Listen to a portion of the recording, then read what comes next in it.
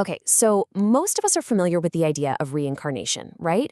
This concept that our soul goes through lifetime after lifetime to learn, to evolve. It's actually a pretty comforting idea. But what if that's not the whole story? What if that journey isn't about growth at all, but a form of prison? What if the entire system is a trap? Let's dive into this really disruptive idea. Yeah, the view we all know is, well, it's hopeful. It paints this picture of a grand cosmic school for our souls. You live, you learn your lessons, you grow, and you carry that wisdom into the next life. It's a beautiful, reassuring thought, for sure. But here's where we take a sharp turn. Just for a moment, consider this. What if that whole cycle, birth, death, and coming back again, isn't a school, but a cage? A really sophisticated trap designed to keep us stuck here, on repeat, forever. And this controversial idea, it actually has a name, the Reincarnation Trap. The theory proposes that our entire reality is a kind of artificial construct, a high-tech prison for consciousness that keeps our souls tethered to this material world, stopping us from ever reaching true freedom. It basically flips everything we think we know about the afterlife on its head. And when you put the two views side by side, wow, the contrast is stark. On one hand, you've got this natural, organic process of learning and cosmic justice. But on the other, you have this shockingly different story of an artificial prison. A world where karma isn't some benevolent teacher, but a tool of control, designed not for your evolution, but to make sure you never ever leave. Now, I know this might sound like something straight out of a modern sci-fi blockbuster, but the roots of this idea are actually incredibly old. This suspicion that our reality isn't quite what it seems, well, that's been bugging people for thousands of years. Look, the idea of reincarnation itself is ancient. We see it in Vedic texts from over 3,000 years ago. But the specific twist of it being a trap, that finds its clearest voice in Gnostic teachings from the 1st century.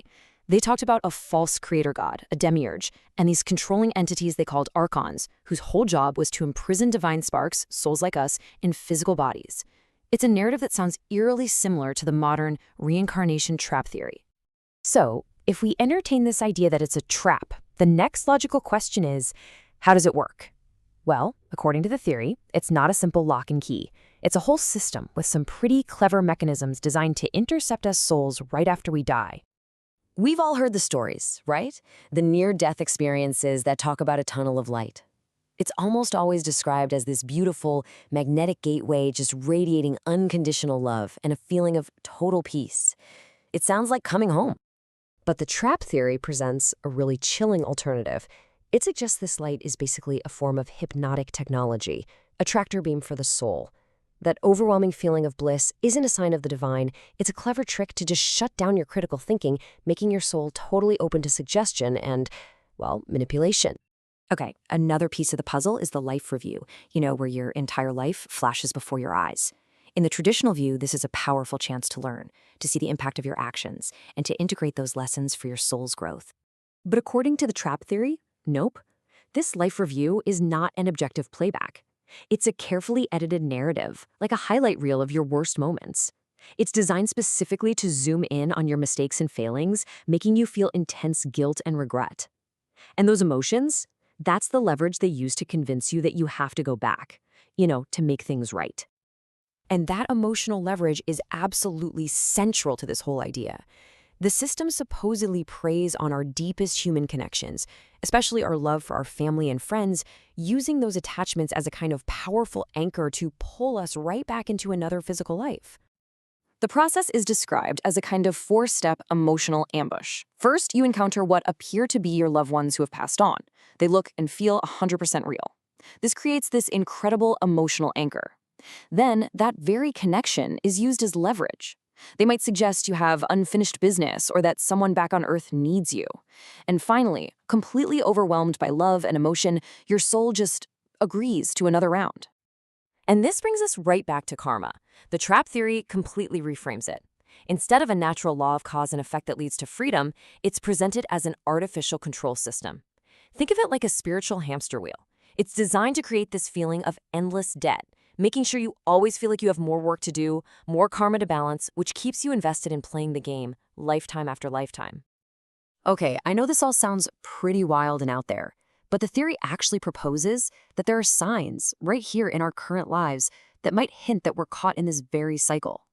It invites us to kind of look at our own experiences through this very different lens. So just think about your own life for a second. Do you ever feel like you're stuck in a reoccurring pattern, facing the exact same challenges but just with different people? Or what about deep, irrational fears that you just can't trace back to anything in this life?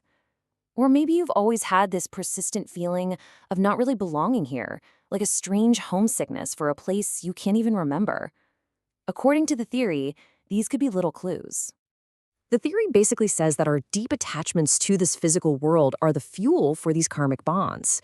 So it kind of begs the question, how strong is your attachment? Let's do a really quick self-assessment. Just take a moment and read through these statements. See how many of them really hit home for you. Things like our attachment to where we live, our daily habits, even our desire to fight for justice in this world, or just a deep fear of dying. The more of these that feel true for you, the theory goes, the stronger your karmic ties to this reality might just be.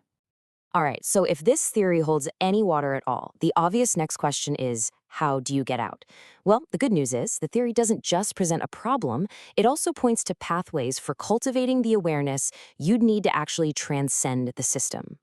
The whole strategy is about doing the work now, before you die. It's about cultivating awareness through things like meditation, so you can start to see the constructed nature of reality. It means arming yourself with knowledge, studying these ideas so you aren't caught by surprise.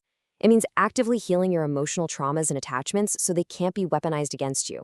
And maybe most importantly, practicing detachment, remembering that your true identity is pure consciousness, not your body or your stuff. But, and this is a huge but, the theory comes with a critical warning. Even seeking help from so-called higher beings could be just another layer of the trap. It cautions that entities posing as spirit guides, ascended masters, you name it, might actually be part of the deception, trying to push you back into another life for their own reasons. The ultimate takeaway is that you have to rely on your own inner authority. Which brings us to the theory's ultimate conclusion, a really profound shift in perspective. It proposes that this physical, material world we experience isn't the real deal. It's a projection, a grand illusion. And the only world that's truly authentic is the one that resides inside our own consciousness. And that really leaves us with a final, massive question to think about. If our reality truly is a projection, then does that mean the only true escape isn't about finding a door to get out of here, but about turning our attention inward and going deep within ourselves to the very source of consciousness? Definitely something to chew on.